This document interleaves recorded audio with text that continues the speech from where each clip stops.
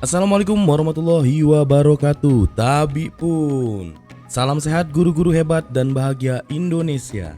Kali ini bertemu lagi dengan saya di modul 1.4.A.6 demonstrasi kontekstual tentang budaya positif. Perkenalkan, saya Ruadi, CGP Angkatan 5 dari SMP Negeri 32 Bandar Lampung dengan fasilitator Bapak Muhammad Sayuti, SPD, dan pengajar praktik Ibu Tiurma Simanihuruk, SPD. Dalam modul 1.4, kita akan mengenal tentang budaya positif. Sebelum masuk ke segitiga restitusi, pemahaman awal adalah kita harus memahami kebutuhan dasar manusia yang terdiri dari bertahan hidup, kasih sayang dan rasa diterima, kebebasan, kesenangan, dan penguasaan, serta posisi kontrol yang terdiri dari penghukum, pembuat merasa bersalah, teman, pemantau, dan manajer. Pemahaman restitusi menurut Gosen. Restitusi adalah proses menciptakan kondisi bagi murid untuk memperbaiki kesalahan mereka. Restitusi juga merupakan proses kolaboratif yang mengajarkan murid untuk mencari solusi untuk masalah mereka. Pada segitiga restitusi, ada 3 langkah yang harus dilakukan. Langkah yang pertama, menstabilkan identitas. Bagian dasar ini bertujuan untuk mengubah identitas anak dari orang yang gagal karena melakukan suatu kesalahan menjadi orang yang sukses. Langkah yang kedua adalah validasi tindakan.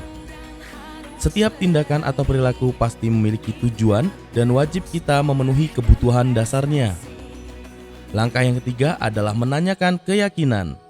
Kita semua pasti memiliki motivasi internal di dalam diri kita. Langkah yang berkaitan dengan teori kontrol. Kasus yang pertama.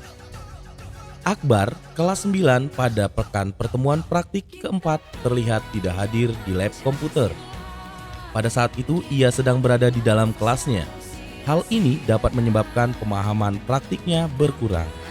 Nah, Akbar Tri Rahmansyah pada pertemuan praktik keempat tidak terlihat hadir di kelas praktik Bapak di lab komputer. Benar atau tidak?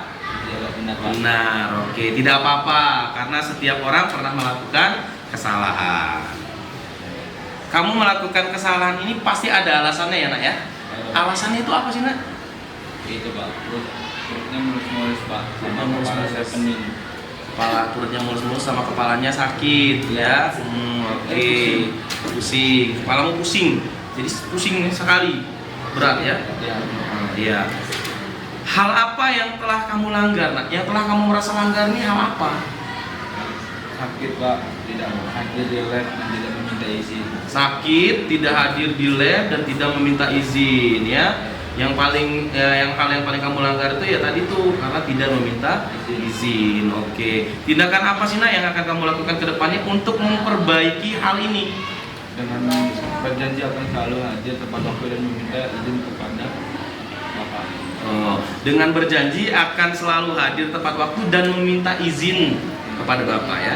Kenapa sih harus meminta izin? Karena itu tadi, Nak. Karena kalau misalkan kamu sakit, bagaimana Bapak tahu kamu berada di kelas itu karena sakit? Kan Bapak tidak tahu ya, karena kamu tidak meminta izin ya. Kalau misalkan kamu minta izin ke Bapak, kan Bapak tahu tuh kamu sedang sakit di dalam kelas, sehingga Bapak bisa lapor ke petugas UKS untuk melakukan tindakan ataupun perawatan kepada kamu. Apalagi kamu tadi kepalanya sakit ya, perutnya juga sakit, dikhawatirkan kamu kena diare. Itu, Nak ya. Ya, Nak ya, janji ya bisa memperbaikinya ya ke depannya ya. Tadi janjinya apa, Nak?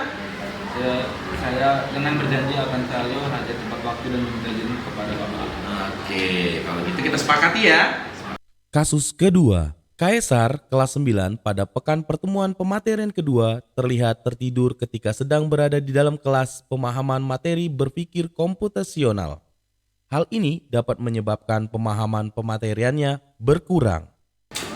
Nah, Kaisar kelas 9C pada setiap kali pertemuan mata pelajaran informatika kamu selalu tertidur di dalam kelas, betul? Betul. Betul, oke.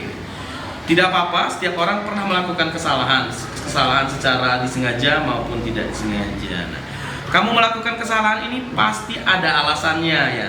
Alasannya apa? Mengantuk karena mengikuti kegiatan kumpul bersama teman-teman. Mengantuk karena mengikuti kegiatan kumpul bersama teman-teman. Oke. Hal apa yang telah dilanggar olehmu? Tertidur di dalam kelas sehingga tidak menyimak materi yang telah disampaikan.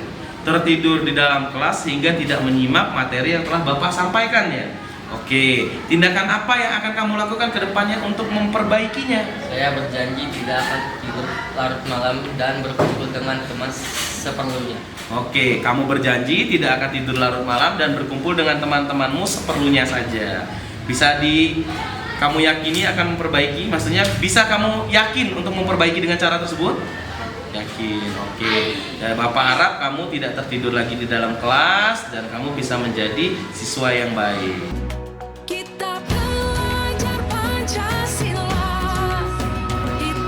Assalamualaikum warahmatullahi wabarakatuh. Nama saya Akbar Jiramansyah. Saya senang dengan melakukan Pak Arwadi. Saya melanggar tidak meminta izin untuk beristirahat di kelas. Saya tidak dihukum, tapi diingatkan kembali akan kesalahan saya dan saya memperbaikinya sendiri atau mandiri. Assalamualaikum warahmatullahi wabarakatuh. Nama saya Muhammad Kaisar. Saya senang dengan yang dilakukan Pak Ruadi. Meski saya melanggar tertidur di dalam kelas, saya tidak dihukum, tapi diingatkan kembali akan kesalahan saya dan saya memperbaikinya sendiri atau mandiri. Assalamualaikum warahmatullahi wabarakatuh. Perkenalkan nama saya Suma Kolbu Ananda. Saya sedang belajar dan mengenal segitiga restitusi. Yes.